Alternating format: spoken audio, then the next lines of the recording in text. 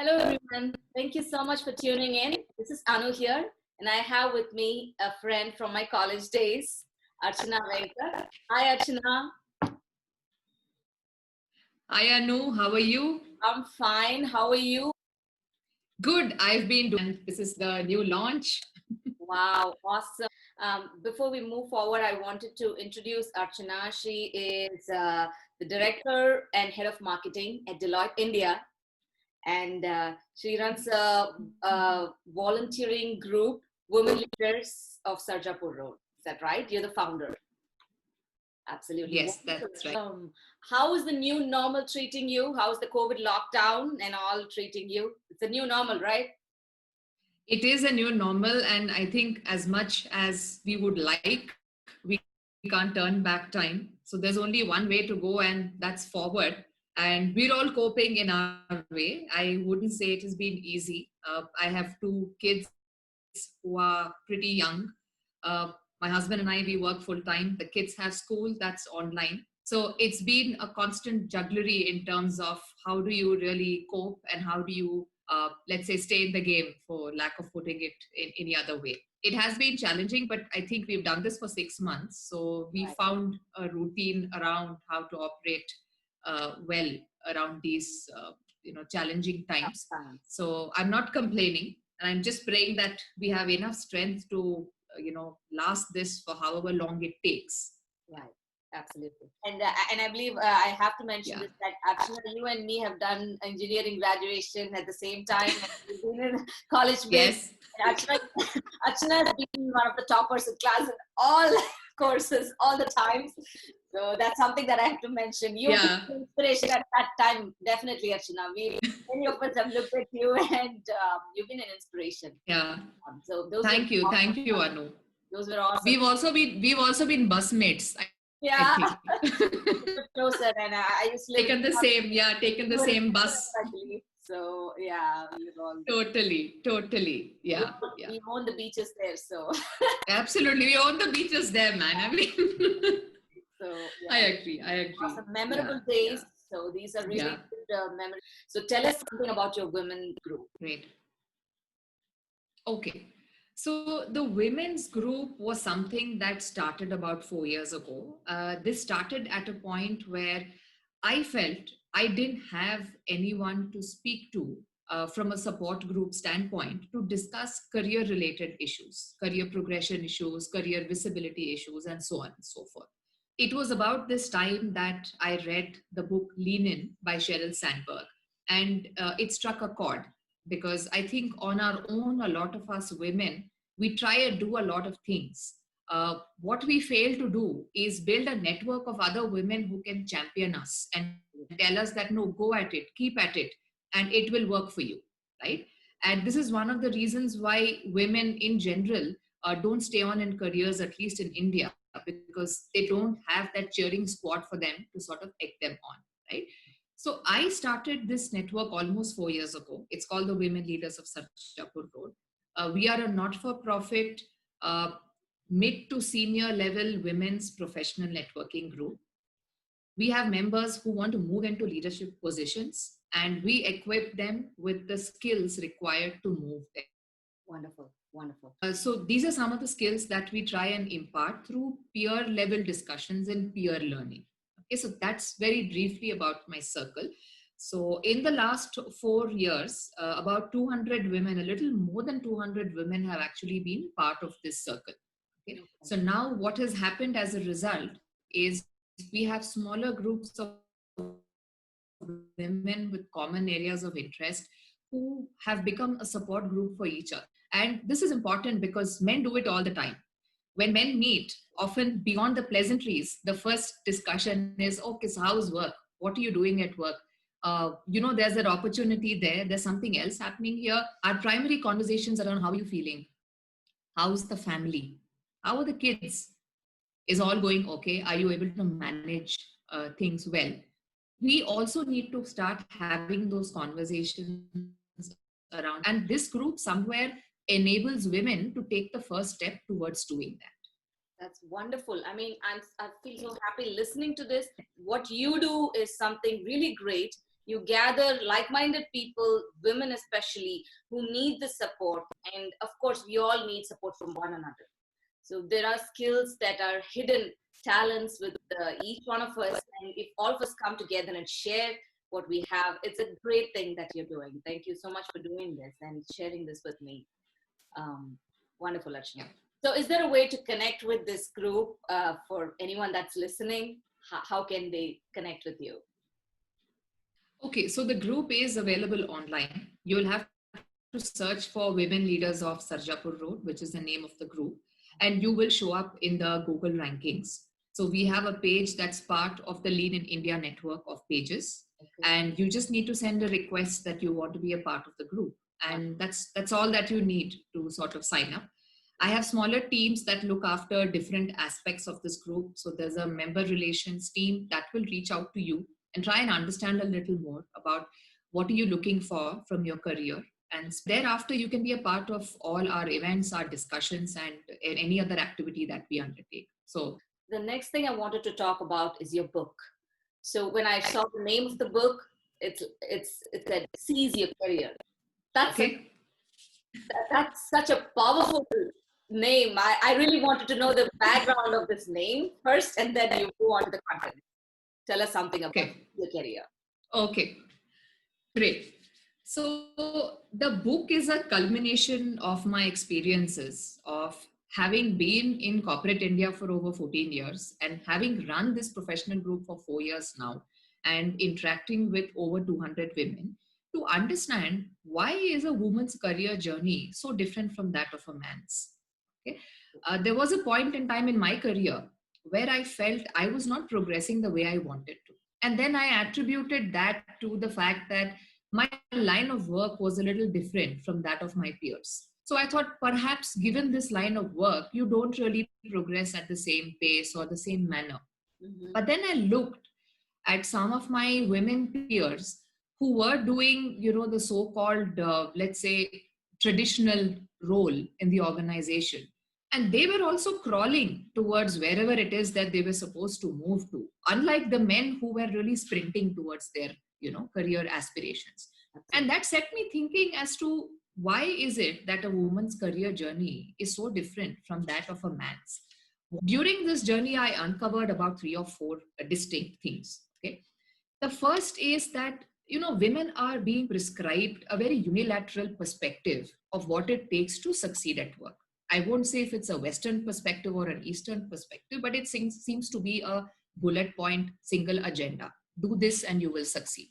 Right. Let me give you an example. See, all of us are told that you need to take a stretch goal in order to qualify for a promotion, right? How long do you have to do this? When do you know if the stretch goal is worth it or not worth it? What happens if the stretch goal is a success, but you don't feel happy about it, Exactly. right? So Makes these are not discussions that people usually have, right? And this is something I cover as part of one of the chapters in my book. The chapter is called Durga, and it's about a lady who is similarly told that take up a stretch goal because you will have a lot more visibility in the organization. And if you do it well, then you'll qualify. Another aspect is something that we don't discuss, which is there is generally a disconnect among who is positioned as a role model for women versus who is relatable to them. Okay? Now, in India and across the world, the media has by and large propped up a bunch of women as role models of what a successful woman or women so leadership looks like, true. So true. I mean, I could relate the same here as right? well. And organizations are no different, right? Usually the tendency is you pick the senior most women in the organization and you project her as a role model for younger women without really understanding if that person is relatable to everyone else. I'll give you an example. If you're someone who comes from a middle class background, right, and who's, let's say, self-made in that sense, and who wants to grow and remain on the growth path, you will inherently not relate with someone, let's say, who's a woman entrepreneur, but who's being backed by her family business. What happens when you have two women who work or are trying to work with each other? The story is called Shakti, Mm-hmm. okay, where I talk of how there is a woman who's projected as a role model for leadership.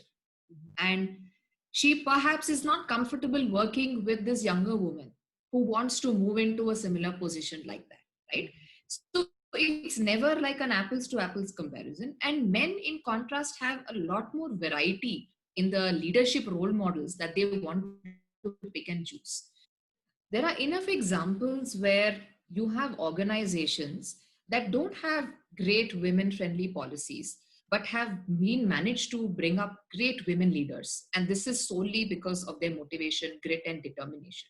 On That's the other end of the spectrum, you have organizations who've got excellent policies that are very, very women friendly, but still don't have the necessary numbers of women leaders.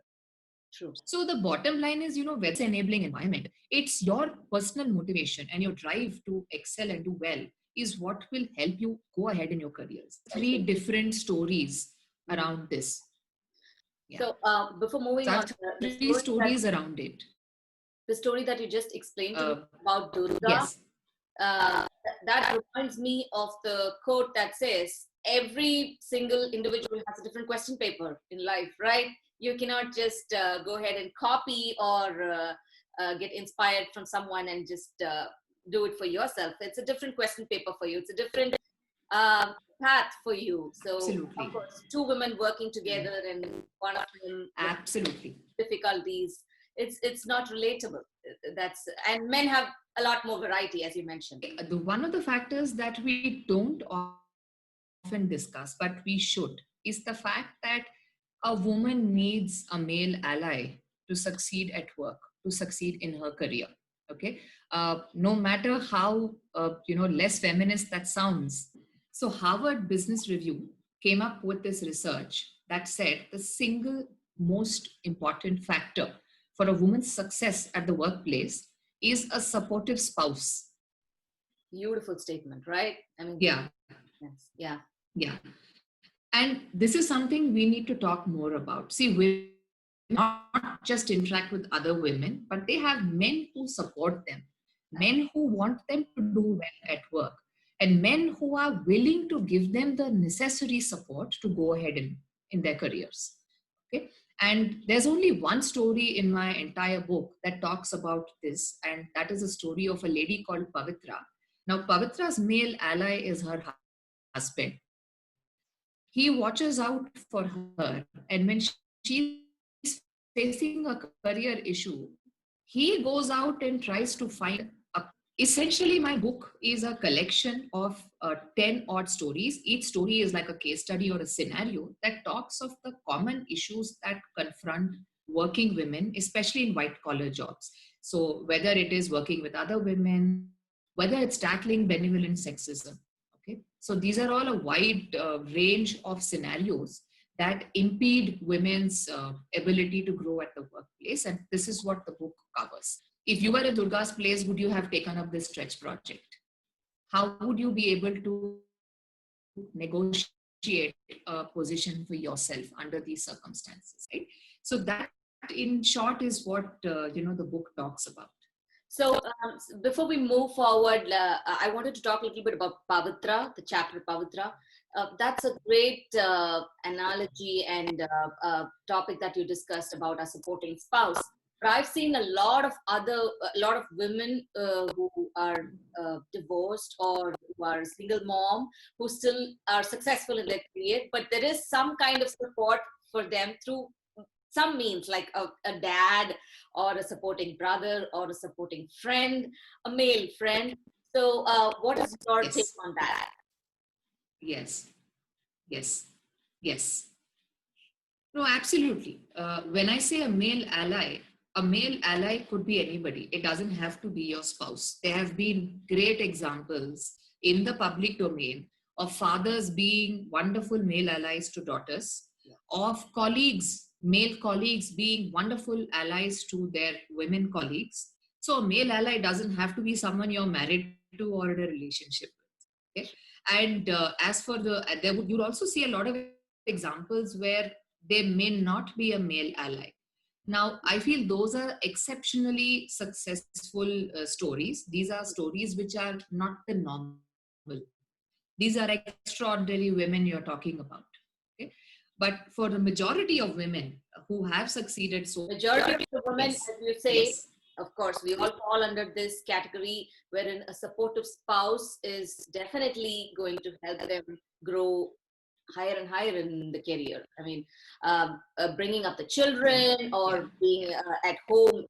There are many stay-at-home dads, especially in the US, that take care of the family and they yeah. push the women to go to work and succeed in the career. So these are some of the supporting things that men are doing, and of course, I'm seeing that a lot more in India as well these days. So it's a good chapter, I Yes. believe, for people to go ahead and read about that. So good coverage on Pavitra.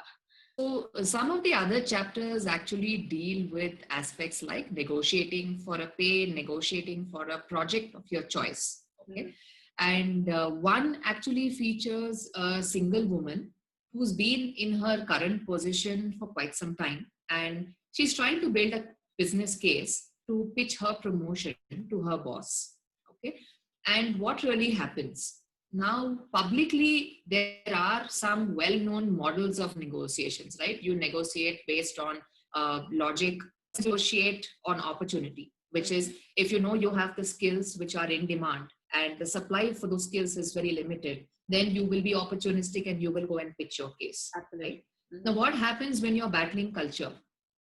What happens when you have a boss who doesn't inherently believe that men and women should be paid the same amount of money, or who believes that women can't really do the same kind of work that men can?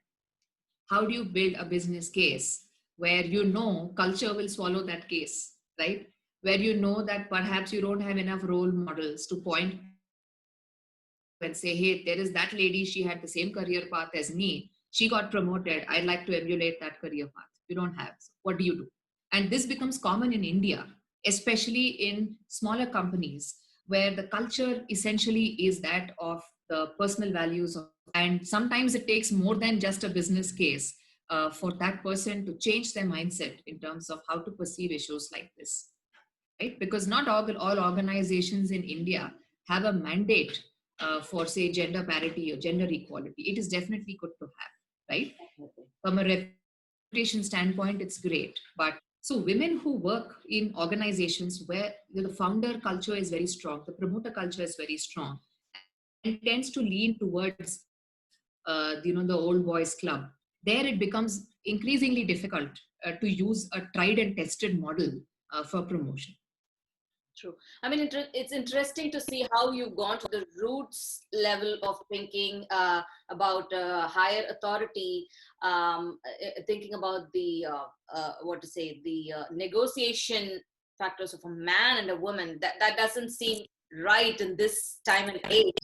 So we've moved on. I mean, each person is talented, be it a man or a woman.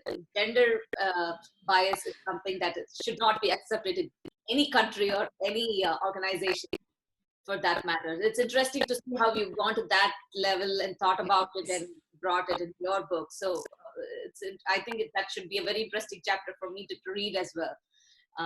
Good, go ahead. Yes. Yeah. Yes. What's the name of this chapter again? About negotiation. So this chapter is called Niti. Okay, good. Niti. Awesome. Wonderful. So again, your book, it's available on Amazon, right, for people to purchase. Yes, yes. There's a Kindle version for the US. Yes, That's wonderful. named Kushala after the protagonist. And this is an interesting chapter because this talks about benevolent sexism at some level.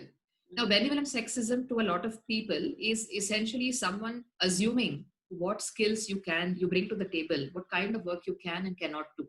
Okay, it's a kind of bias that stems from your experiences of having seen other people in that scenario, and these other people have done or have not been able. When a woman returns from maternity, now often I've heard of women, including Anu, some of our own classmates, who've said, I was taking it easy for a year after I came back from maternity leave. My child was going to turn 2, and I kept asking people, can I do this project? And they'd say, no, no, this involves late night hours. I don't think you'll be comfortable, right? This involves something else. This involves travel. This involves things that she may actually want to pick up, right? So So this story deals with a lady Kushala who's come back from her maternity leave and who is constantly asking her manager to give her something challenging because she's a very driven person. And before she went on her maternity leave, she had taken up very challenging projects. So what her boss has done in the meantime is he has reassigned some of her projects to her other colleagues, right? And now to take those projects back and assign it to her to manage that entire change management with the client is something he's hesitating to do, and he's also not being very clear about that to Kushala. So how does she handle a situation like that? Beautiful, beautiful explanation. I mean, apart from supporting spouse, a supporting boss is something definitely a woman needs at workspace, and this chapter would explain that, I believe. So again, going on a maternity break and coming back, so it's all that part of Yes. old Yeah. school these Yeah. days. A woman is able to handle any kind of task that is given at any point in time. So bringing up a child is not going to be a barrier for a woman anymore. We have all the facilities and Yes. infrastructure that we have, Yes. and times are changing, so it's not going to be any difficult, and even children are supporting these days, I believe.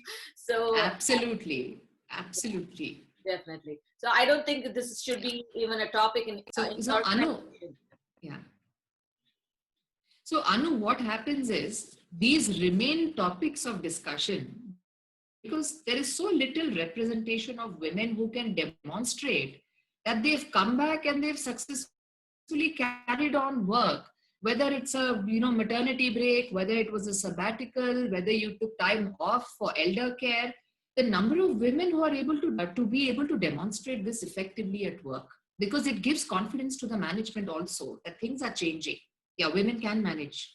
Women don't have to be prodded and asked again and again. They will volunteer. They are equally interested in their careers.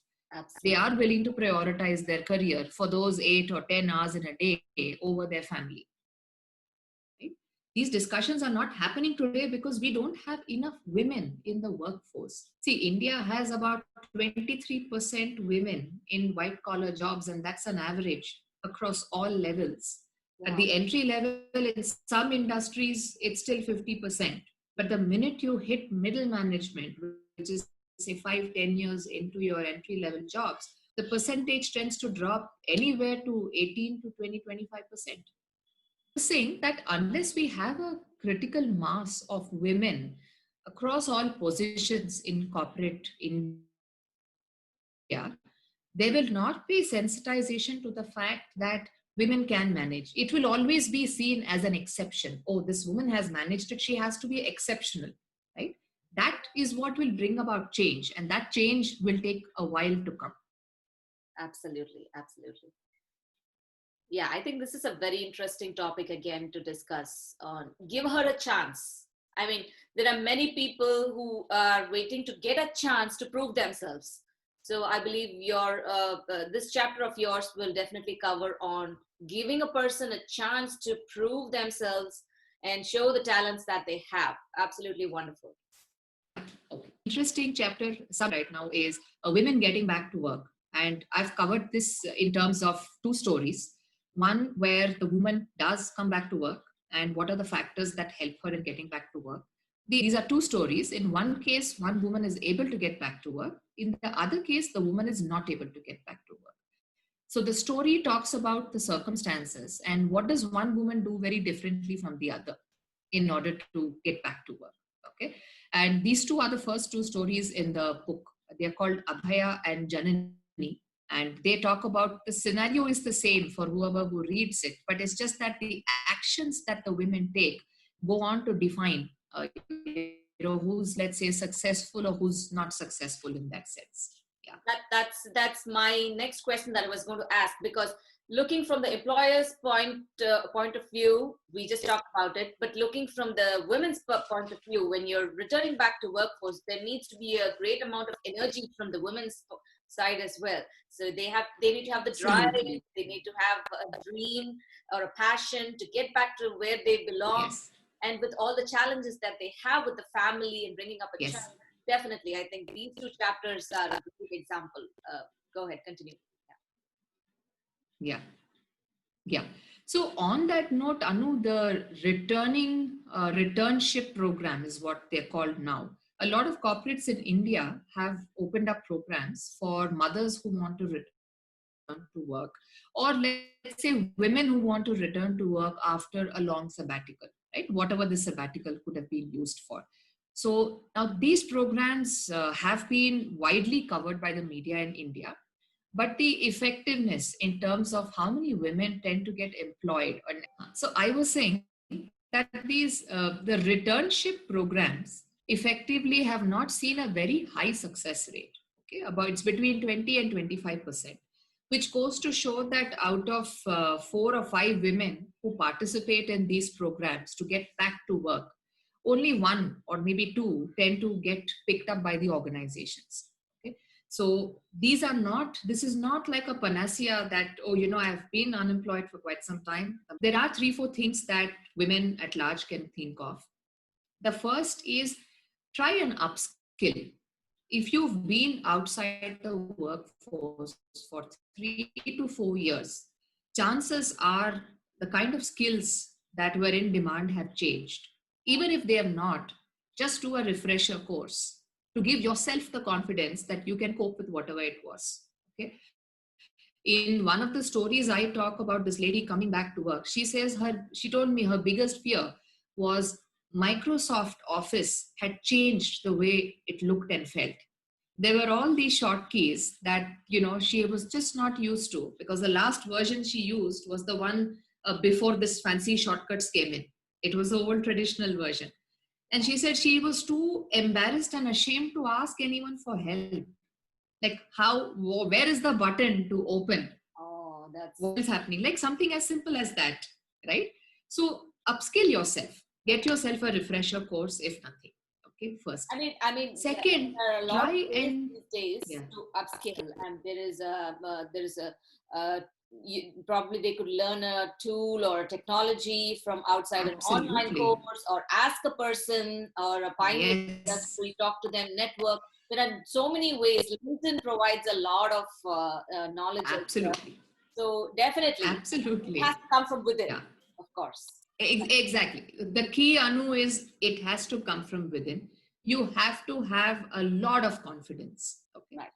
True. One of the ways you can pick up that confidence is if you try and do some part time work, voluntary work, gig work to build up on your skills and give yourself the comfort that you're ready to go back full time to work. Okay? I see many women who've done nothing, in the sense who've not upskilled, who've not volunteered, who've not taken up a small gig for a few months as a contractor, and they want full time jobs, right? It doesn't often give employers the confidence that you're ready, right? So my advice to them is pick up any and every kind of job that provides you an opportunity to learn something new, because it does 2 things. It demonstrates to your employer that you've been willing to put these skills into action, whether it's a full-time job, it's a gig, it's a volunteering role for an NGO or any such thing. You're willing to put your skills to good use. They're 2, able to see that it tells you, effort. You're taking the yes, effort in coming you're forward. able to, yeah, you're taking the effort. Exactly. And the second aspect is how well you've been able to manage your family while you've been doing those gigs. Someone who's been a stay-at-home mother for so many years, if you suddenly have to come back and put in 10 to 12 hours at work, how confident are you that your family situation is being managed well? So when you take on these smaller gigs, starting with 2 hours a day, all the way up to 6 hours a day or 7 hours a day, it gives you an opportunity to see what's working with your family situation and what's not. Are your kids able to cope Yeah. without you for 2 hours? And then you increase that to 6 hours. And then, you take on a full-time job, it's 10 hours, you're not available, right? True. It gives you that opportunity as well. Okay. True. The third thing that a lot of women don't do, which they should, is they need to network. And when I say network, purposefully network. Don't go to a networking forum and tell them, I'm looking for a job. The reality is there are many like you, right? We can't distinguish one from the other. All of you are looking for jobs. Absolutely. That if you have a break between your previous job and the next job, take that time to network yourself, and maybe they could put that in their resume. So that's definitely going to make it. Absolutely. So you are networking, Absolutely. join a volunteer Yes. group, or I've seen moms joining schools and volunteering for activities in the school where the Yeah. child Yeah. goes to. That's again a Yeah. socializing experience. Yeah. Absolutely, in any form, Absolutely. in any form. Yes. And Yes, absolutely, Anu. managing your family itself, I believe, is a project management technique. You plan, you Oh, see it, absolutely. so that itself gives. Absolutely. So it's a confidence and in Yeah, absolutely. drive back. Absolutely, I'm going to definitely take an interest on this chapter particularly, and help my Yes. friends look into this chapter as well. Yeah. Because Yeah. returning back to workforce is something that is the biggest topic, even in the US, because when Mm. women move to the US, they have a very long break, even for 10 years. I've seen Yes. women who have Yes. 10 years break, and now, of course, I've seen women with the drive to come back. So how do they approach? That's a big question. Yes. Yes. Reskilling, networking, those are all good techniques. Definitely. Yeah. And the last point, at least this is something I see in India. I'm not sure if it's very prevalent in the US, is being very, very picky about the kind of job and the kind of organization you will work for. I've had women coming and telling me, before my break, I worked for a tier one brand in India. I want to go back and work for that. I will not work for a no name brand. I will not work for a tier three organization just because I'm being given the opportunity. And I tell them that you need to be realistic. Wonderful. This position that's being offered to you is not a position of permanence. This is an opportunity for you to explore and demonstrate your skills.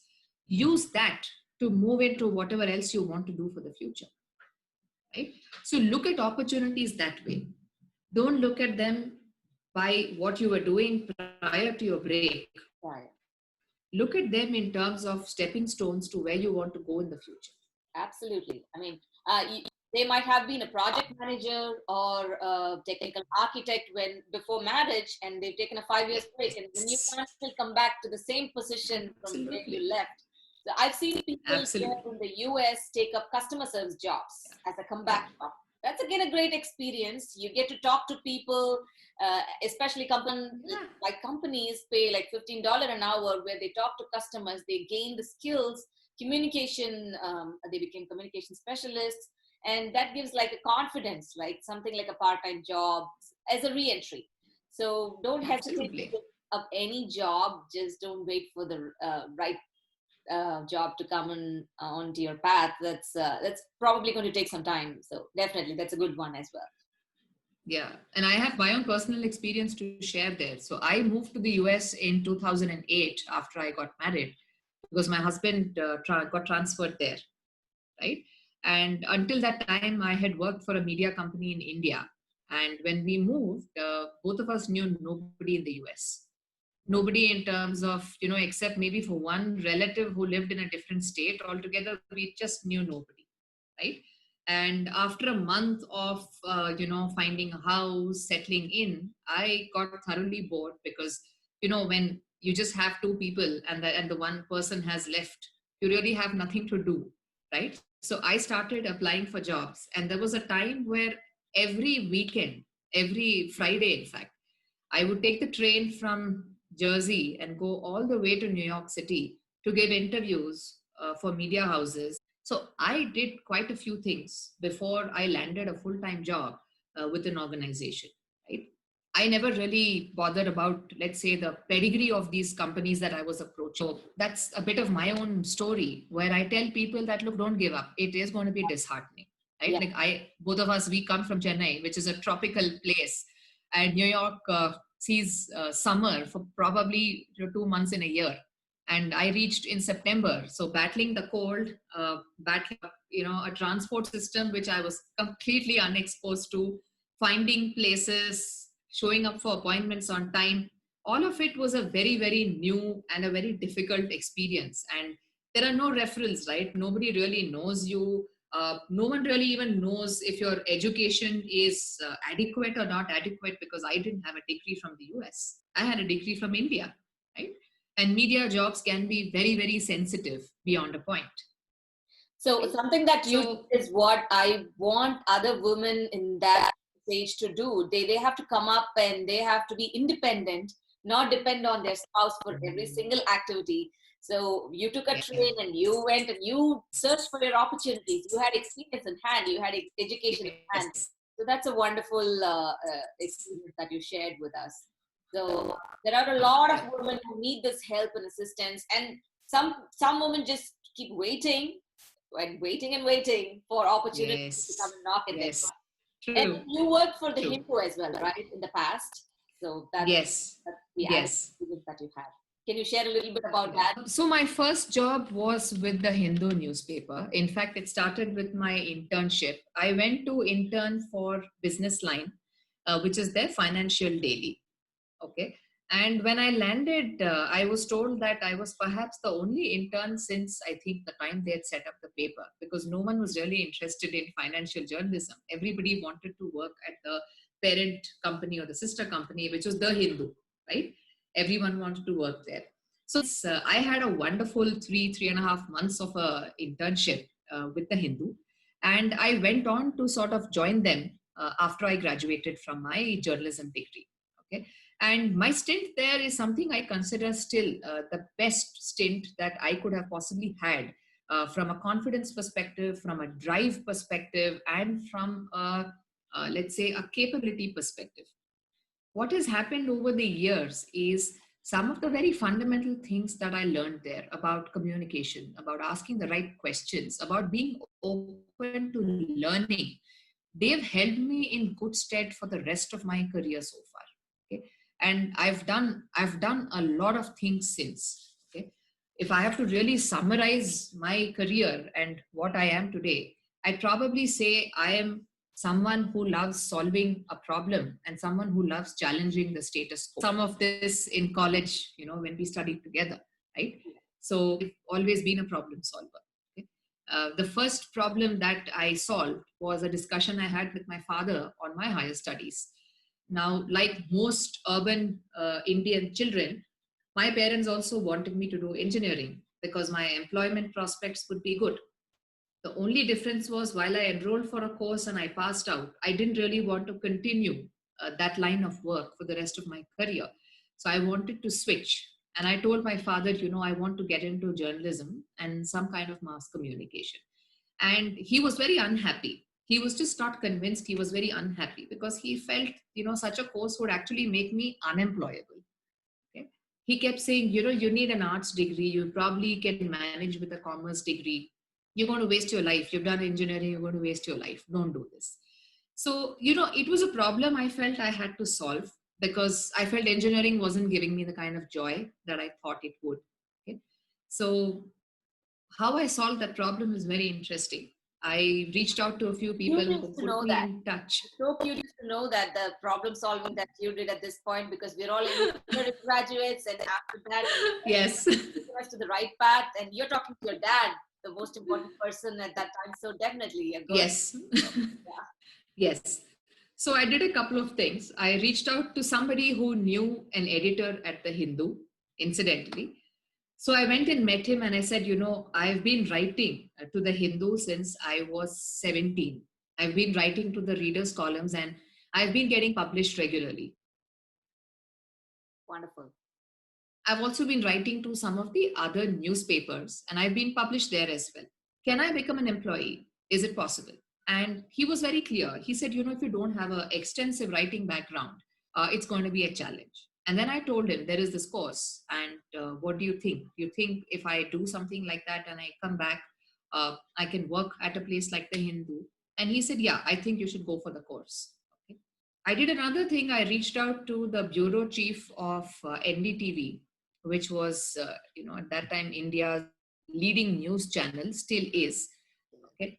And I met him. I met him at his office and I asked him the same question. I said, I want to be a journalist and the visual medium interests me. So do you think this is something I could pick up right away? or should I at all pursue a higher degree? And he said, no, do the higher degree, because it gives you a very different perspective from not having had any kind of a formal education in this area. So I had those two interactions, and I went back and I told my father that I've had this conversation with these people and they think I should do it. He was still unconvinced. And finally I said, look, let's do one thing. Don't fund this course for me. Let's take an education loan and let's see where it goes. Right. Awesome. And finally, I think he was willing to yield eventually. I Awesome. don't know if it was on my convictions or his benevolence that eventually led That's to, one of the best stories I've listened to on problem solving. I mean, to convince dad or parent, that's one of the toughest things that I agree. yeah. And you've reached out. That's the first thing you did. You reached. There are Yes. not many people who reach out, who approach Yes. Yes. leadership or anybody that's pioneer in the industry. The first activity is to reach out, to communicate, to just Yes. an email Yes. or just phone call and ask. Absolutely. So not many Yes. people do this. They just stay and wait for the opportunity to knock. That's a tough thing that is going to never happen. So I believe Yeah. reaching out is something, a great example that you've mentioned.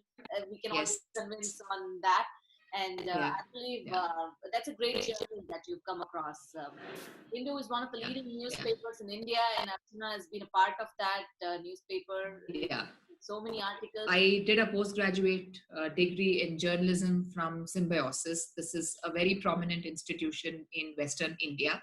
It is also at that time Asia's leading media and communication institute. So I relocated to Pune. So figuring out how do you live on a budget, the usual student related challenges. And, I realized I'd have to actually make money. So I started freelancing with another of India's leading, non-financial regular newspapers. This was the Times of India. I used to write for them pretty much for almost 18 months out of 2 years of my, postgraduate course. So I used to write. I used to get paid by them for putting in, those articles. And I used to use that money to buy books Awesome. and read them, right? These were not course books, but they were two different kinds of books that I wanted to read to enrich myself for. So that was one way of problem solving. Writing has given you the confidence, it's given you the experience, Yes. and it's given you the Yes. money. That's all we need at that point. Yes. Money At that point in time, yeah. So, yeah. Absolutely. Yeah.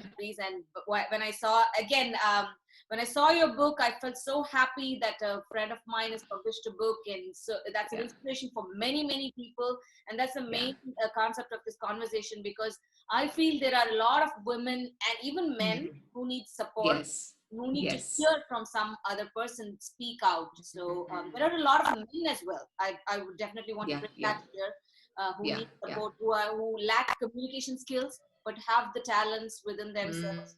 So when they hear these kind of speeches and conversations, it's a motivation for them. It gives the positivity, and especially during COVID lockdown, we're all locked down, so not many activities are happening. So I felt it's a medium through which one can listen to the other person talk.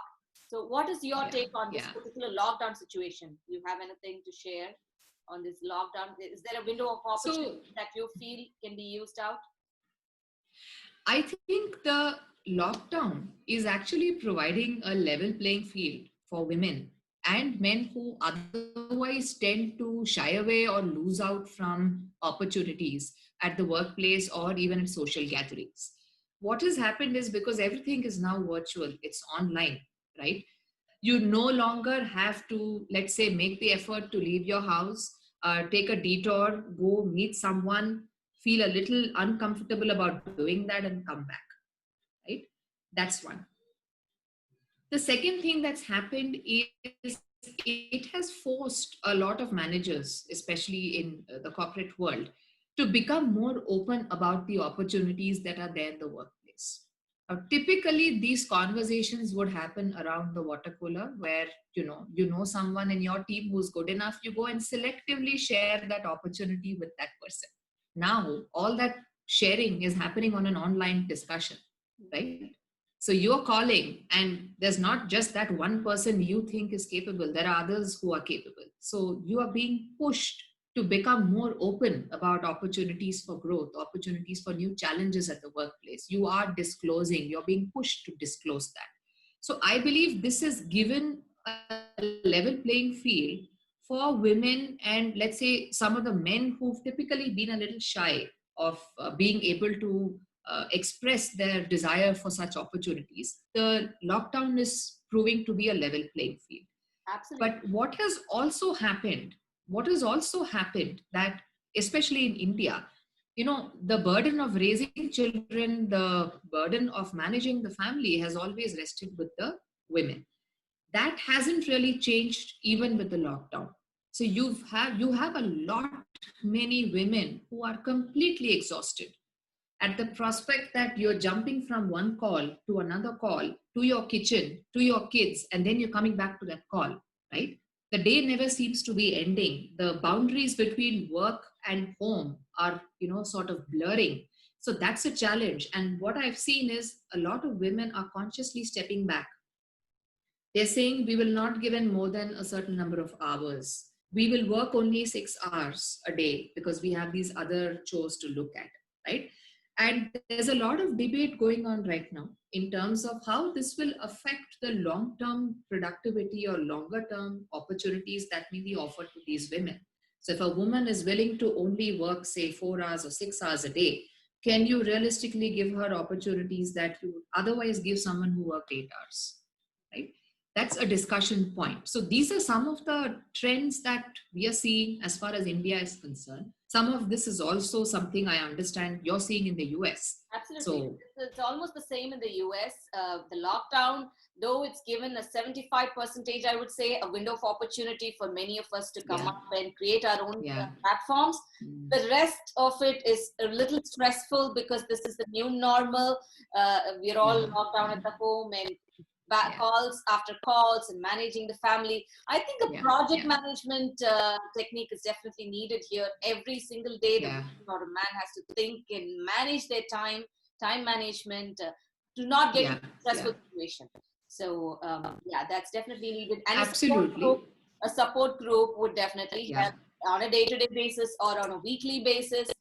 Not Hmm. professionally alone, even for a personal, like something like a Personally. music group or some kind of group that Yeah, yeah. definitely. No, absolutely. And I think women need to learn to say no. We don't say it very often. We pride ourselves in multitasking, which is what I call the superwoman complex. So you would say, if there's work to be done, give it to a woman and she will do it. Okay. Give it to a busy woman and she will complete it and she'll do it well. Right. Awesome. So what we are doing inherently is we are fueling this notion of you can't succeed at work if you're not a superwoman. But we know that superwoman is not a sustainable model to have, right? I can't handle home, I can't handle work, I can't handle family, I can't handle everything with the same intensity, with the same kind of intention, and expect the same kind of output, right? So I tell most of my women colleagues, just take off. Put an out of office for 1 hour every day, or just block your time for 1 hour every day. Please have a proper lunch with your family.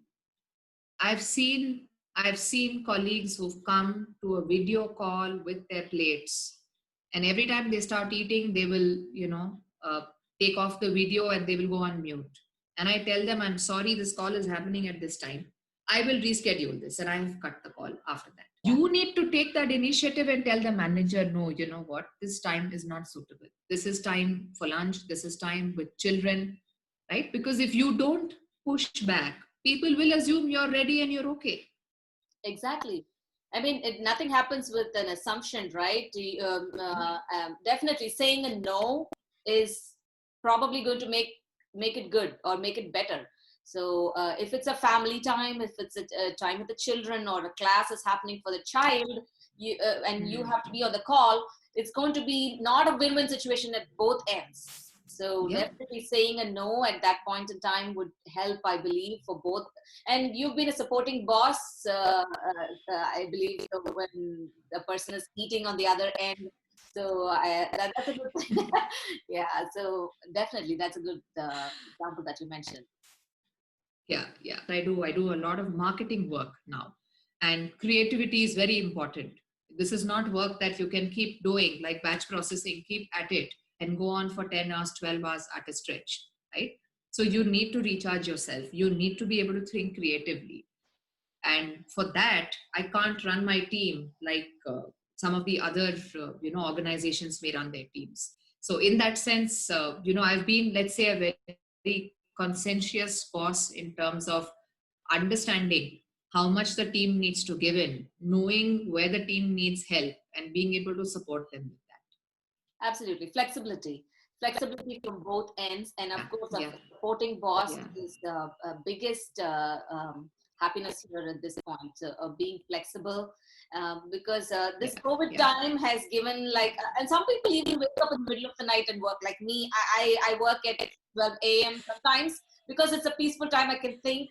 Many of my well-wishers have told me okay. not to do that, but sometimes it works, right? So that's the time when I think, I Yeah, believe a supportive group is definitely needed at all ends, at the office, at the home. So absolutely. that's a great example that you meant. Tell us where they Yeah. can buy your book, through Amazon. Okay, so yes, so you can buy my book on Amazon. You can do a simple search, which is Seize Your Career by Archana Venkat, and the book will pop up.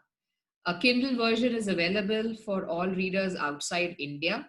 If you're in India, you can buy a physical copy of the book or you can buy the Kindle version. The physical copy should reach you in about 3 to 4 days of ordering the book. Okay? The book is priced at rupees 249. It is less than the money you would spend if you were to go and have a nice lunch at a 3 or 4 star restaurant. Okay. The Kindle book is priced at around $3. Yeah. Okay. So definitely cheaper than the Sarona Bhavan dosa. Absolutely. I mean, I saw the price and I'm like, I'm going to get probably 2 or 3 copies for my friends as well. So Oh, great, so great. convenient, and the reading is also easier. It's so wonderful to read it online. Yeah, Of course, in India, I believe they have the opportunity to buy it yeah, as such. And it's a great thing, Archana. yeah. I'm so happy that I had this discussion with you. And many congratulations on your new book. And I wish you all success for your journey. Keep talking to me. I love this conversation and I really want this to continue. And because you inspire so many women, even in the US, it's the same situation almost. So just like in India, we Okay, have so many women great. stagnant in careers who need people like you to come up and talk and Yeah, yeah. push them forward. Thank you, Anu. This is really great. It brought back so many memories of all the great times we've had in college, the wonderful times we've had at the beaches, at the buses, and everywhere else. And I think we should definitely do this. The Definitely. next time you come to India, I will make sure I move from Bangalore to Chennai, and we will do an episode in the beach. Definitely. We are going to have an episode exclusively talking about our college days, and so nice to have this Yes. conversation. Thank you so much, Archana. Wish you all the best. Thank you. Bye. Thank you, Anu. Thank you so much. Thank you so much for having me. All the best. Thank you.